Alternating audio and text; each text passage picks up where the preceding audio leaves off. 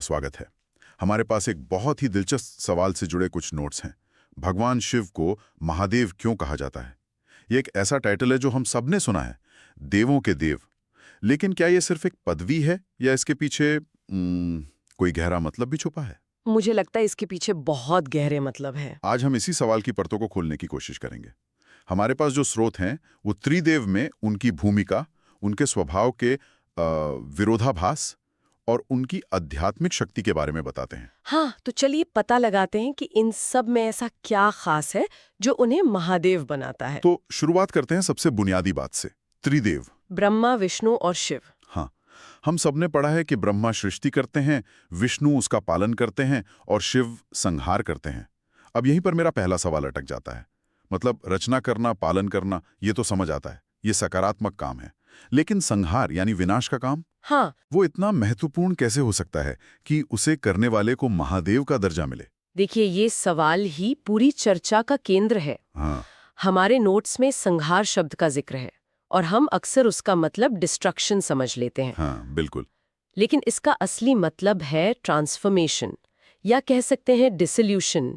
ये अंत नहीं है, बल्कि एक चक्र को पूरा करना है ताकि दूसरा शुरू हो सके। अच्छा, सोचिए, अगर पुरानी और जर्जर हो चुकी चीजें कभी खत्म ही ना हो तो नई रचना के लिए जगह कहाँ से आएगी? अच्छा, तो मतलब जिसे हम द डिस्ट्रॉयर समझकर थोड़ा डरते हैं, हाँ बिल्कुल। वो असल में एक कॉस्मिक रीसेट बटन की तरह है। हाँ, ये तो पूरी सोच ही बदल देता है।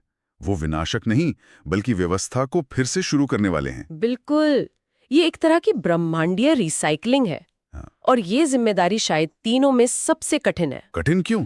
देखिए, किसी चीज को बनाने या उसे संभालने में एक तरह का लगाव होता है, एक खुशी मिलती है ना? हाँ, सही बात है। लेकिन किसी बनी हुई व्यवस्था को, चाहे वो कितनी भी पुरानी क्यों ना हो गई हो, उसे खत्म करने के लिए परम वैराग्य की जरूरत होती है। Absolute attachment. हाँ, हाँ। आपको भावनाओं से पूरी तरह ऊपर उठकर सिर्फ ये देखना होता है कि ब्रह्मांड के संतुलन के लिए क्या जरूरी है। लेकिन अगर हम तुलना करें तो विष्णु भी तो धर्म की स्थापना के लिए बार बार अवतार लेते हैं। वो भी तो एक बहुत बड़ी जिम्मेदारी है। बिल्कुल है, पर विष्णु का काम व्यवस्था के अंदर रहकर उसे ठीक करना है। अच्छा। शिव का काम व्यवस्था के बाहर खड़े होकर उसे डिसॉल्व करना है। ये भावनात्मक रूप से ज्यादा मुश्किल है। और यहीं पर महाकाल का कॉन्सेप्ट आता है। हाँ, महाकाल यानी समय से परे।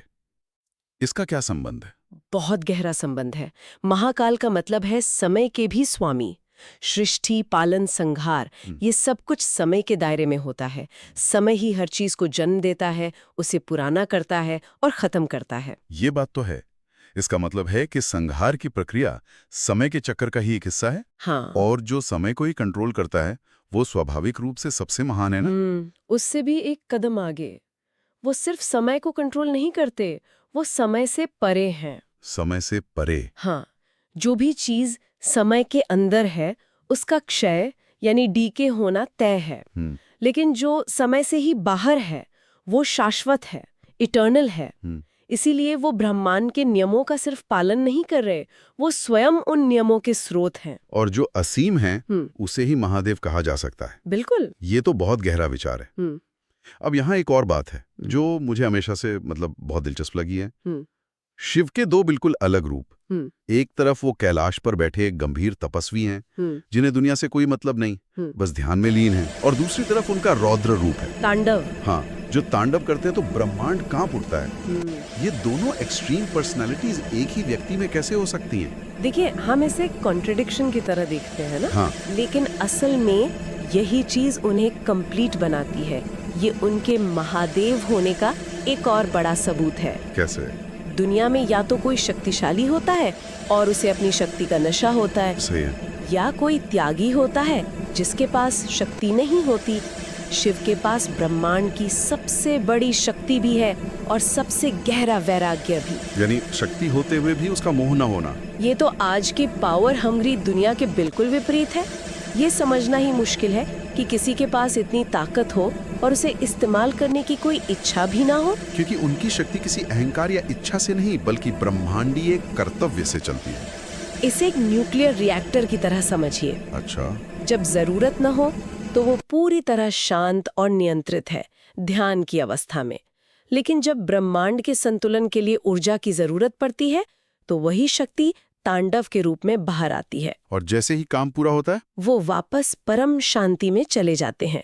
शक्ति पर ऐसा नियंत्रण ही उन्हें अद्वितीय बनाता है। क्या इन स्रोतों में कोई ऐसी कहानी या उदाहरण है जहां हम उनके इन दोनों रूपों को एक साथ एक्शन में देखते हैं?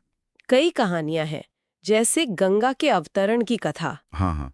जब स्वर्ग से गंगा पृथ्वी पर उतर रही थी तो उनका वेग इतना प्रचंड था कि पूरी पृथ्वी नष्ट हो सकती थी। हाँ। तब शिव ने शांति से बैठकर बिना किसी उग्रता के गंगा को अपनी जटाओं में धारण कर लिया। वाह। उन्होंने उस असीम शक्ति को बिना हिले डुले सोख लिया और फिर एक शांत धारा के रूप में उसे पृथ्वी के लिए छोड़ा। यह शक्ति और शांति का सबसे बेहतरीन उदाहरण है, परम शक्ति का शांत प्रदर्शन। वाह, ये तो वाकई कमाल है। ये शक्ति और वैराग्य का संतुलन तो समझ आता है, लेकिन मेरे मन में एक सवाल और है। इतने शक्तिशाली और डिटैच्ड होते हुए भी इन्हीं नोट्स में उन्हें भोलेनाथ कहा गया है। भोलेनाथ। ये शब्द तो उनकी उग्र छवि से बिल्कुल मेल नहीं खाता। ये क्या पहेली है? ये पहेली नहीं बल्कि उनके चरित्र की गहराई है। भोलेनाथ का मतलब है जो बहुत सरल और मासूम है, जिसे आसानी से प्रसन्न किया जा सकता है। यह दिखाता है कि उनकी महानता कठोरता या जटिलता में नहीं बल्कि सरलता और करुणा में है। अच्छा। जहां एक तरफ वो महाकाल है, समय के स्वामी, वहीं दूसरी ओर वो इतने भोले हैं कि कोई भी सच्ची भक्ति से उन्हें पा सकता है। लेकिन ये भोलापन कभी कभी खतरनाक नहीं हो जाता? इन नोट्स में जो सबसे हैरान करने वाली बात है वो ये है कि उन्होंने सिर्फ देवताओं को ही नहीं बल्कि भस्मासुर जैसे असुरों को भी वरदान दिए हैं। हाँ, ये बात बहुत लोगों को चौंकाती है। ये तो समझ से परे है। मतलब आप किसी ऐसे को विनाशकारी शक्ति क्यों देंगे जिसके बारे में आप जानते हैं कि वो उसका गलत इस्तेमाल करेगा? क्या ये ब्रह्मांड के संतुलन को बिगाड़ना नहीं है, जिसे बनाए रखने की जिम्मेदारी उन्हीं की है? ये एक बहुत ही महत्वपूर्ण सवाल है और इसका जवाब उनकी निष्पक्षता में छिपा है। शिव की दृष्टि में कोई देव, असुर, मानव या दानव नहीं है। वो कर्ता की पहचान नहीं देखते, वो सिर्फ कर्म देखते हैं। वो सिर्फ कर्म की तीव्रता और भक्ति का भाव देखते हैं। अगर किसी ने कठोर तपस्या की है तो वो उसका फल पाने का अधिकारी है, चाहे वो कोई भी हो। तो वो एक तरह से प्रकृति के नियम की तरह है। जैसे गुरुत्वाकर्षण ये नहीं देखता कि कोई अच्छा इंसान है या बुरा। अगर कोई ऊपर से कूदेगा तो वो नीचे ही गिरेगा। बिल्कुल सही। क्या शिव के वरदान भी ऐसे ही हैं? तपस्या के बदले मिलने वाला एक निश्चित फल, बिना किसी भेदभाव के। आपने बिल्कुल सही समझा। वो किसी एक पक्ष के देवता नहीं है, वो संपूर्ण अस्तित्व के देवता है। ये समता का गुण ही उन्हें सभी देवताओं से बड़ा बनाता है। वो एक निष्पक्ष जज हैं। हाँ, जो सिर्फ भक्ति और तपस्या को देखते हैं और हाँ, उस वरदान के दुरुपयोग से जो समस्या पैदा होती है उससे सुलझाने के लिए फिर विष्णु को आना पड़ता है। त्रिदेव का संतुलन इसी तरह काम करता है। सही है। लेकिन जो शासक इतना न्यायप्रिय हो कि वो अपने शत्रुओं को भी उनकी मेहनत का फल दे, उसे महादेव कहना ही स्वाभाविक है। बिल्कुल। तो हमने उनके कॉस्मिक रोल की बात की, उनके पर्सनल कैरेक्टर की भी, लेकिन इन नोट्स में एक और डायमेंशन है जो उन्हें सबसे अलग करता है। उन्हें आदि योगी और आदि गुरु भी कहा गया है। आदि योगी, इसका क्या मतलब है? इसका मतलब है कि वो सिर्फ एक देवता नहीं बल्कि क्या कहते हैं, ह्यूमैनिटी के सबसे पहले स्पिरिचुअल साइंटिस्ट हैं।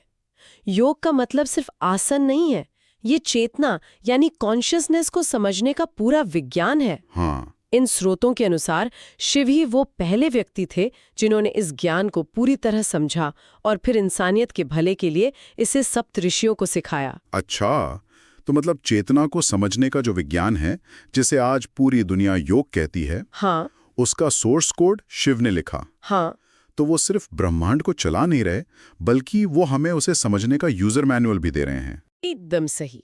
बाकी देवता आपको वरदान दे सकते हैं, आपकी रक्षा कर सकते हैं, लेकिन शिव आपको वो ज्ञान देते हैं जिससे आप खुद अपनी मुक्ति का मार्ग खोज सकते हैं। गुरु का स्थान हमेशा सबसे ऊपर होता है। ज्ञान का मूल स्रोत होने के कारण उनका दर्जा सबसे ऊंचा है। बिल्कुल। और ये हमें आखिरी और शायद सबसे गहरे कॉन्सेप्ट पर लाता है, अर्धनारीश्वर। आधा पुरुष आधी स्त्री। यह रूप बहुत ही अनोखा और शक्तिशाली लगता है। यह हमें क्या बता रहा है? अर्धनारीश्वर रूप शायद उनके महादेव होने का सबसे संपूर्ण दार्शनिक प्रमाण है। ये बताता है कि अस्तित्व अपने मूल में द्वैत यानी डुअलिटी में नहीं है। अच्छा, कैसे? हम हर चीज को दो हिस्सों में देखते हैं, पुरुष स्त्री, दिन रात, अच्छा बुरा, ऊर्जा चेतना। अर्धनारीश्वर रूप ये दिखाता है कि ये दो अलग अलग चीजें नहीं हैं, बल्कि एक ही संपूर्णता के दो पहलू हैं। मतलब शिव आधे पुरुष और आधी स्त्री नहीं है? नहीं, बल्कि वो संपूर्णता है जिसमें पुरुष और स्त्री दोनों समाये हुए हैं। मतलब ब्रह्मांड का संतुलन इन्हीं दो ऊर्जाओं शिव और शक्ति पर टिका है, और वो इन दोनों का संगम है। वो ना तो सिर्फ पुरुष हैं, ना सिर्फ प्रकृति, बल्कि इन दोनों से मिलकर बनी पूरी तस्वीर है। बिल्कुल, ये दिखाता है कि पूरा ब्रह्मांड उन्हीं में समाया हुआ है। जब सृजन की ऊर्जा शक्ति और चेतना का आधार शिव एक हो जाते हैं, तभी पूर्णता आती है। आज की दुनिया में जो पहचान और बंटवारे को लेकर इतनी जुनूनी है, ये विचार की परम सत्य असल में सभी विरोधाभासों का एकीकरण है, ये बहुत प्रासंगिक है। और जो इस परम एकता का प्रतीक है, जो इस संपूर्णता को धारण करता है, वही तो महादेव है। हाँ। तो आज की इस पूरी चर्चा को अगर समेटें तो ये समझ आता है कि शिव को महादेव सिर्फ उनकी संहारक शक्ति के कारण नहीं कहा जाता। नहीं, बिल्कुल नहीं। बल्कि त्रिदेव में उनकी सबसे कठिन और वैराग्यपूर्ण भूमिका के लिए, शक्ति और त्याग के अद्भुत संतुलन के लिए, उनकी करुणा के लिए। हाँ, उनकी उस करुणा के लिए जो देव और असुर में भेद नहीं करती और अंत में ज्ञान और संपूर्णता का परम स्रोत होने के कारण इन सभी वजहों से वो महादेव हैं। सही कहा। महादेव की उपाधि सिर्फ शक्ति की नहीं है, बल्कि ये न्याय, समता, करुणा, त्याग और परम ज्ञान की प्रतीक है। वो इसलिए देवों के देव हैं क्योंकि वो ब्रह्मांड के हर पहलू का प्रतिनिधित्व करते हैं, परिवर्तन से लेकर स्थिरता तक, भौतिक शक्ति से लेकर आध्यात्मिक ज्ञान तक और कठोर न्याय से लेकर असीम करुणा तक। उनका चरित्र किसी एक गुण तक सीमित नहीं है, वो संपूर्णता का ही दूसरा नाम है। आज की चर्चा समाप्त करने से पहले एक विचार छोड़ के जाता हूँ। इन स्रोतों में बार बार ये बात आई कि शिव व्यक्ति की पहचान या उसके समूह से परे जाकर सिर्फ उसके कर्म और भक्ति को महत्व देते हैं। ये विचार आज के समय में, जहाँ हम हर किसी को किसी न किसी लेबल में बांध देते हैं, हमें अपने आसपास की दुनिया को देखने के तरीके के बारे में क्या सोचने पर मजबूर करता है।